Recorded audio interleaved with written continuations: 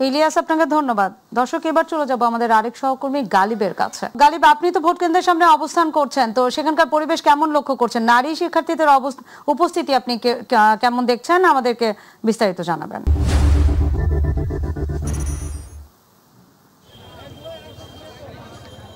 ধন্যবাদ। আমরা আছি রাজধানীর উদয়ন স্কুল কেন্দ্রে। আমরা দেখেছি যে যে এখানে সকাল থেকেই আসলে ভোটারদের উপস্থিতি আসলে অনেক বেশি।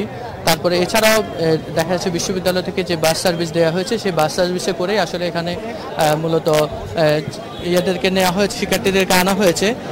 কিছুক্ষণ আগে আমরা এখানে দেখেছি যে যে শিবির সমর্থিত ঐক্যবদ্ধ শিক্ষার্থী প্যানেলের সাদিক কায়েম এবং ফরহাদ তারা ভোট দিতে এসেছেন।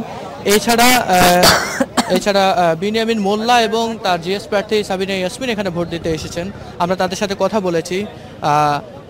এছাড়া ছাত্রদলের সাধারণ সম্পাদক নাসিরের সাথে আমরা কথা বলেছি। তিনি আমাদেরকে জানিয়েছেন যে প্রশাসনের একটি অংশ তারা পক্ষপাতমূলক আচরণ করছে, কিন্তু তিনি আবার বলছেন যে যে মোটামুটি ভোট সুশৃঙ্খলভাবেই ভোট গ্রহণ চলছে এবং তিনি আশা করছেন যে 4টা পর্যন্ত ভোট সুশৃঙ্খলভাবে হবে।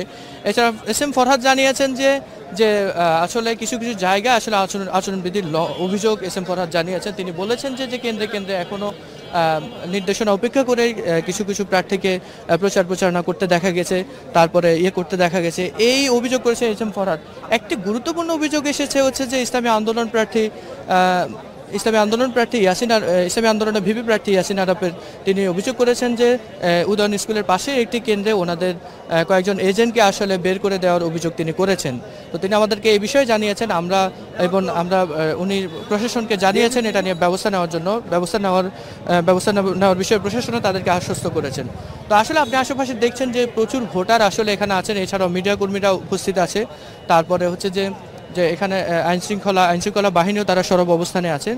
আর ভিতরে আরেকটা বিষয়, এই কেন্দ্রে আরেকটা বিষয় যারা ফিজিক্যালি যে ডিসঅর্ডার তাদের এখানে ভোটের ব্যবস্থা করা হয়েছে। বিশেষ করে সর্বমোট 30 জন ফিজিক্যালি ডিসঅর্ডার যারা, তাদের ভোটের বিষয়ে নির্বাচন কমিশন ব্যবস্থা করেছে। তো এই ছিল আসলে আমাদের কাছে এখন পরিস্থিতি। এছাড়া আমরা আরো দেখতে পাচ্ছি যে মূলত মোটামুটি সুশৃঙ্খলভাবে এখন পর্যন্ত পরিবেশ বিরাজ করছে। তো এই ছিল আসলে রাজধানীর উদয়ন স্কুল কেন্দ্রের সর্বশেষ পরিস্থিতি। গালিব, আপনাকে ধন্যবাদ। দর্শক, আমাদের সহকর্মী গালিব ডাকসু নির্বাচনে ভোট কেন্দ্রের সার্বিক পরিস্থিতি, একটা অবাধ সুষ্ঠু নির্বাচনের জন্য আমরা সকলেই আশাবাদী। আমরা আশা করব যে একটা সুষ্ঠু নির্বাচন আমরা পাবো।